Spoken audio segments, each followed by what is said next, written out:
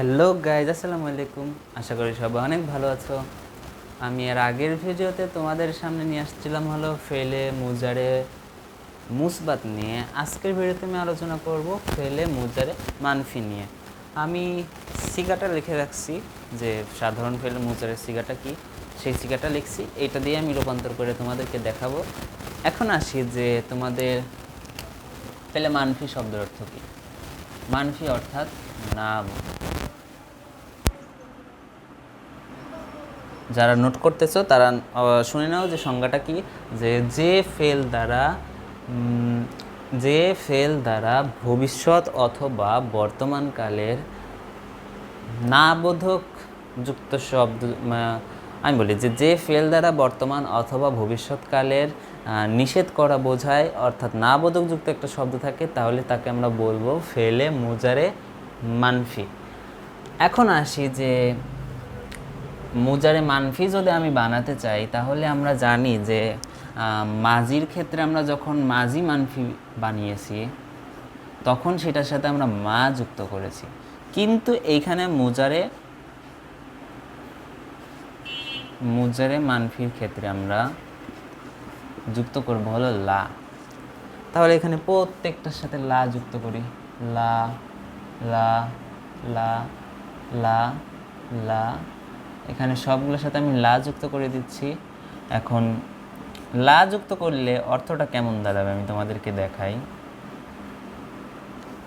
এখানে এটাই মনে করো যে লা ইয়াফালুর অর্থটা কি দাঁড়ায়, যে সে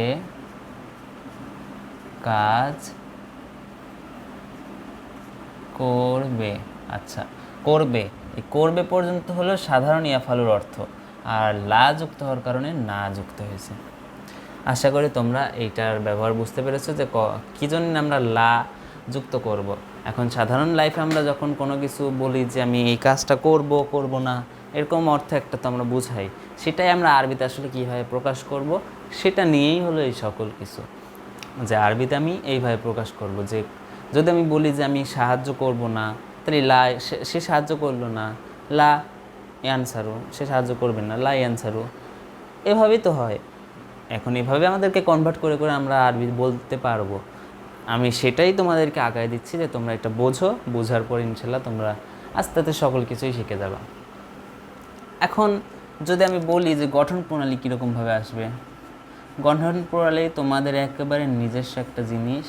তাহলে প্রথমে আসি যে মাজির ক্ষেত্রে যদি আমি বলি, মাজির থেকে যদি আমি এইটা বানাতে চাই তাহলে কি হবে। মাজি আমি আসলাম একটা, মনে করো ফাতাহা, ফাতাহা অর্থ হলো খোলা। তাহলে ফাতাহা যদি আমি বলি যে ফাতাহা এইখান থেকে যদি আমি বানাতে চাই তাহলে লা ইয়াফতাহু। এই দেখো যে একটা লা যুক্ত হয়েছে, এটা লা যুক্ত করলাম আমরা। এই ইয়াটা, এটা মুজারের ইয়া, ফা কালেমা, আইন কালেমা, লাম কালেমা। এখন ফা কালেমায় সাকিন, এই আমি বললি তোমাদের সাকিন এবং এই শব্দটার শেষে অবশ্যই এই দুইটা মিল থাকবে, শুধু বাব অনুযায়ী এই দুইটা একটু চেঞ্জ হয়। এই একটা খালি চেঞ্জ হয়, জবর জের পেশ যেটাই হোক যে কোনো একটা আসে। তাহলে আশা করি তোমরা বুঝতে পেরেছো যে ফা কালেমায় আমরা যুক্ত করব হলো, ফা কালেমার পূর্বে একটা জবরযুক্ত ইয়া এবং তার পূর্বে একটা আমি এখানে ইয়াটা হলো জবরযুক্ত, তার পূর্বে আমি যদি মুজারে মানফি হয় তাহলে লা যুক্ত করব এবং ফা কালেমায় যুক্ত করব হলো সাকিন, তা কালেমায় বাব অনুযায়ী জবরজের পেশ এবং আইন কালেমায় জবরজের পেশ লিখবো এবং লাম কালেমায় হলো পেশ। এটা হলো তোমাদের সাধারণত ফেলে মুজারে মানফি এর গঠন প্রণালী। এখন বিভিন্নভাবে তোমরা লিখতে পারো, তোমরা যেটা পারো, যেটা যেভাবে বুঝো, কিন্তু যেটা তোমাদের মাইন্ডসেটে আছে সেটা যেন ঠিক মতো প্রকাশ করতে পারো। এটাই হলো তোমাদের ফেলে মুজারে মানফি নিয়ে আলোচনা। আজকে ভিডিওটা অনেক ছোট হলো, তবে ছোট হলেও একটা কাজের ভিডিও।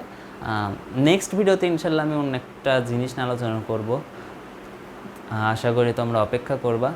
আমি আজকের ভিডিও পর্যন্তই রাখছি। আল্লাহ হাফিজ, আসসালামু আলাইকুম।